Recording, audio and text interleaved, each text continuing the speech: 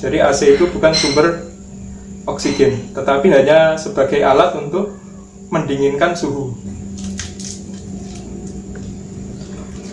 Assalamualaikum warahmatullahi wabarakatuh.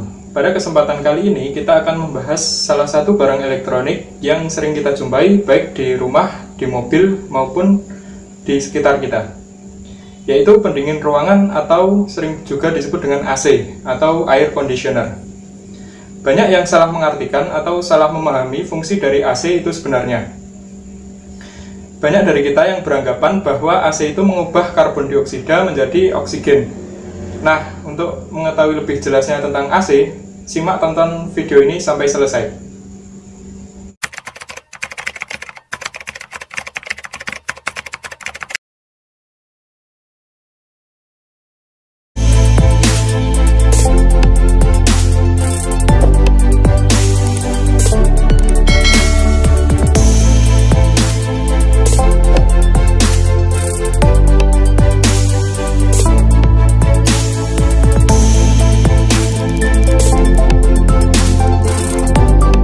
Jadi sebenarnya dalam prinsip kerjanya AC tidak mengubah karbon dioksida menjadi oksigen.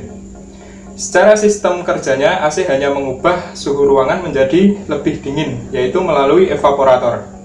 Dalam sebuah AC terdapat beberapa komponen utama, yaitu evaporator, kondensor, kompresor, pipa kapiler, dan beberapa komponen pendukung lainnya.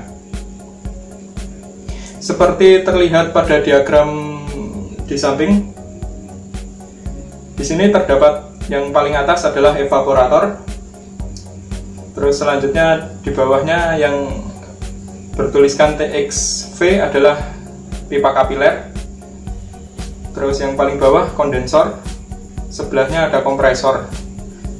Jadi dalam diagram di samping, gas yang berwarna merah adalah gas yang bertekanan tinggi, sedangkan yang berwarna biru adalah gas yang bertekanan rendah. Di sini terdapat evaporator, kompresor, kondensor, dan beberapa pendukung lainnya. Kompresor ini berfungsi untuk memompa gas refrigeran ke seluruh pipa AC melalui kondensor. Kondensor ini adalah bagian AC yang memiliki suhu panas. Di sini biasanya diberi kipas. Jadi letaknya adalah di outdoor atau di luar ruangan, yang biasanya diberi kipas dan mengeluarkan suhu lebih panas.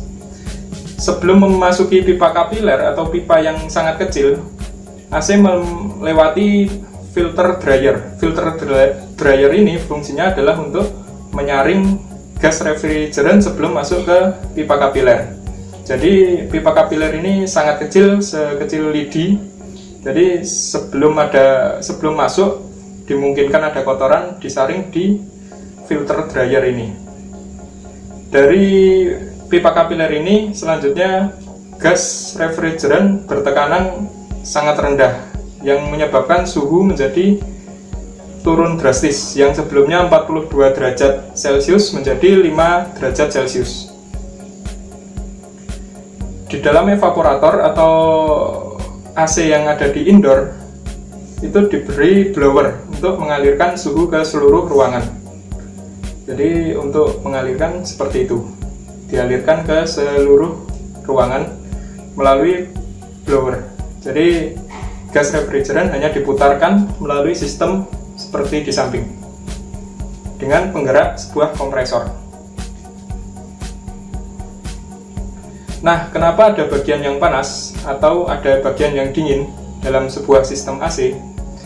Hal tersebut disebabkan oleh perbedaan tekanan gas. Jadi yang bertekanan tinggi setelah dipompa oleh kompresor tadi menyebabkan suhu naik menjadi sekitar 72 derajat Celcius, sedangkan yang bertekanan rendah setelah pipa kapiler. Jadi pipa kapiler tersebut menyemprotkan gas refrigeran. Setelah dari pipa yang besar menuju pipa yang kecil, akhirnya kesemprot yang menyebabkan suhu menjadi dingin, yaitu sekitar 5 derajat Celcius.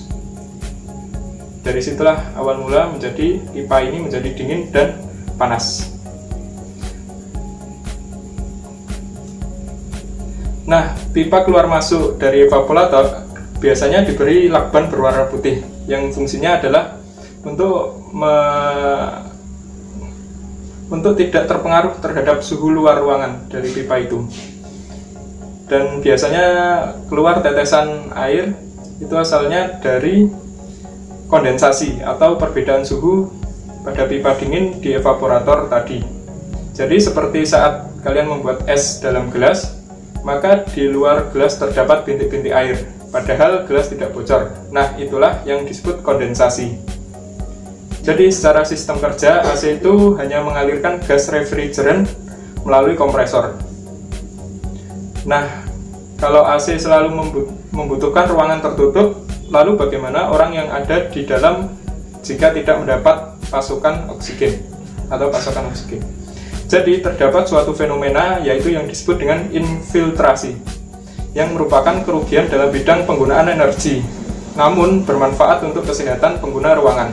Infiltrasi merupakan proses masuknya udara luar dari celah-celah sempit pada dinding pintu, jendela, kusen, dan sebagainya. Aktivitas manusia yang sering buka tutup pintu pun memberikan celah bagi udara segar untuk masuk ke dalam ruangan. Itulah yang menyebabkan kita bisa bernafas dengan lega. Jadi ruangan ber-AC lebih tidak sehat daripada ruangan yang tidak ber-AC. Karena apa? Karena pasokan oksigen kurang pada ruang ber-AC. Jadi pasokan oksigen didapat hanya dari celah-celah pintu maupun celah-celah jendela. Jadi AC tidak bisa menggantikan oksigen atau menggantikan karbon dioksida menjadi oksigen, atau tidak